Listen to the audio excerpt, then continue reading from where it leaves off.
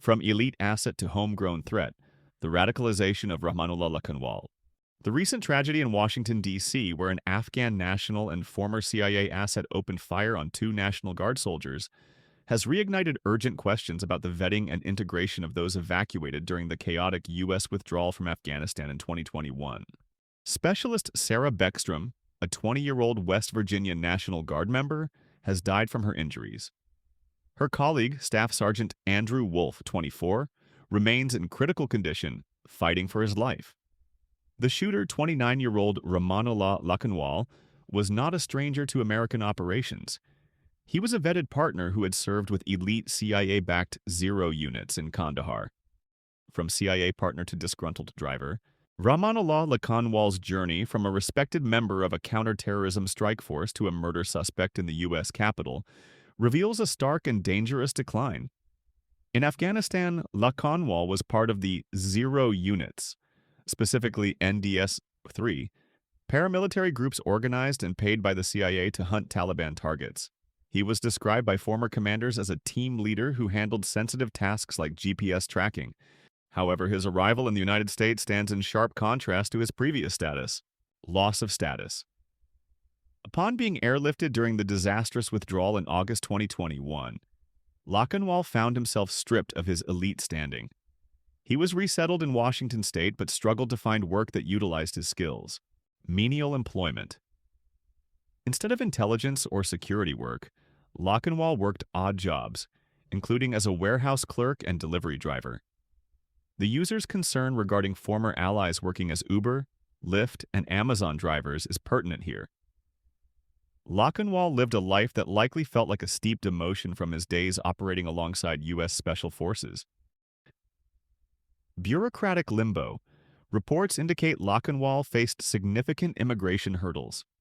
His humanitarian parole status expired in mid-2024, leaving him temporarily undocumented and unable to work legally until he was granted asylum in April 2025.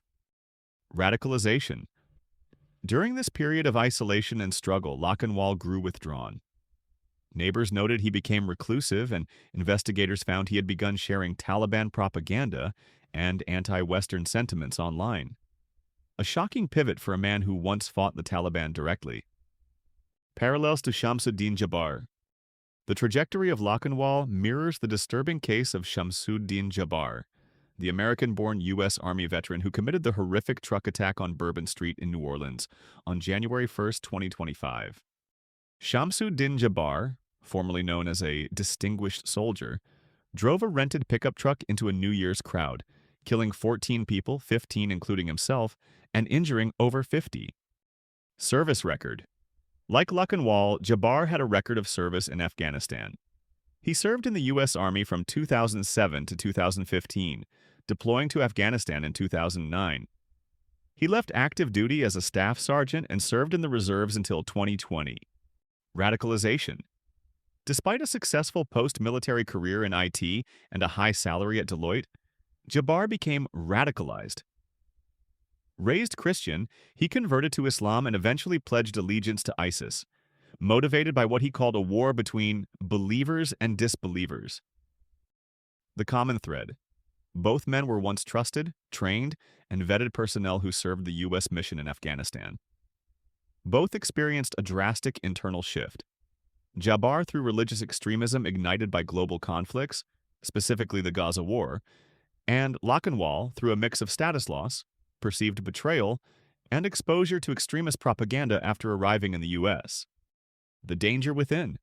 The cases of Lakanwal and Jabbar suggest a potential blind spot in domestic security, the assumption that past service guarantees future loyalty.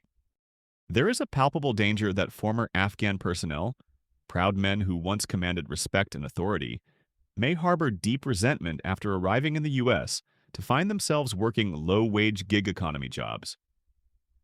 The disastrous withdrawal not only left many allies behind, but also placed those who did escape into a system that many feels has failed them. Lakanwal's transition from a CIA asset to a delivery driver struggling with immigration paperwork created a fertile ground for grievance.